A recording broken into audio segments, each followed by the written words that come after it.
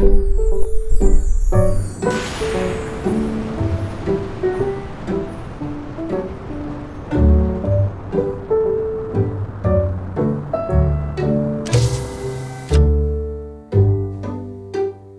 Williams, je suis lead projet Stress Piping. Le réseau de tuyauterie bouge, ils vont se contracter, se dilater de manière assez importante. Et mon métier consiste à faire en sorte que ces réseaux de tuyauterie résistent à tous ces impacts, à tous ces efforts qui lui sont appliqués et à toutes ces déformations et mouvements.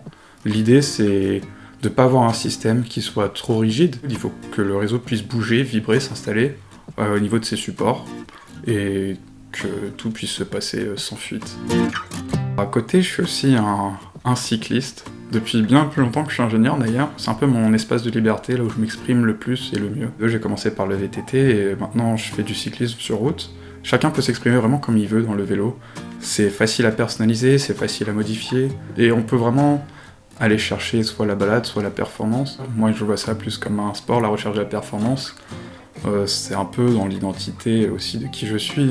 Dans mon métier, on recherche toujours aussi l'efficience et la performance, pas à un niveau professionnel, mais qui va quand même rechercher à se dépasser, à franchir ses limites. Alors les 24 heures du Mans, je l'ai fait avec un ami à moi. Donc la course échelonne sur 24 heures, nous on a fait des relais de 2 heures. La course est lancée en début d'après-midi, avec un départ, ce qu'on appelle type Le Mans. Donc les vélos sont en face de nous sur la piste, on doit traverser la piste en courant, monter sur le vélo et redémarrer assez fort pour se lancer dans un grand peloton. Forcément, Le Mans, on met tout la mécanique et l'homme surtout à rude épreuve, et pendant la nuit, on a cassé un des vélos au niveau de la transmission. On n'avait pas les pièces, nous. On a emprunté des pièces à gauche à droite sur les équipes dans les stands pour réparer le vélo et repartir. On a fini la course vraiment dans un état assez terrible. Les derniers tours sont devenus sacrément longs. Petite anecdote marrante, on a dû faire un tour en plus parce qu'on n'était pas au courant que la course avait fini, ils nous l'avaient pas dit. Du coup, on s'est tapé 4 km gratuits, exténués.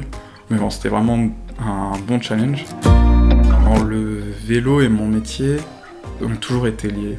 Pendant mes cours de mécanique, où j'ai appris des petites astuces de réglage de transmission, de petites astuces de tout ce qui va être optimisation des chaînes sur des efforts, dégraissage, la gestion des pressions pneumatiques, ça c'est des choses que moi j'ai appris en cours et sur le vélo.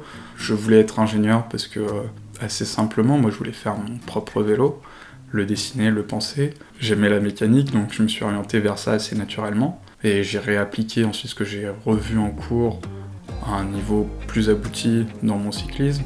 Le vélo, à tous les degrés de pratique, reste toujours une science, reste toujours un domaine pointu de l'ingénierie. Et on ne dirait pas qu'un objet aussi simple, aussi banal, derrière il y a plus d'un siècle d'évolution et de travail. Pour moi c'est important d'avoir le vélo, c'est important d'avoir cette soupape, cette liberté d'expression. Dans mon métier, j'ai le choix, c'est pas moi qui vais les faire, ils vont toujours être dictés par des éléments extérieurs. Dans mon vélo, j'ai moins ces contraintes où je peux plus m'exprimer, être un peu plus libre de mes choix, de ma science et de mon ingénierie, de mes capacités à penser, ou tout simplement juste décharger une forme de frustration, une forme de force brute directement. Les deux s'équilibrent, les deux fonctionnent ensemble.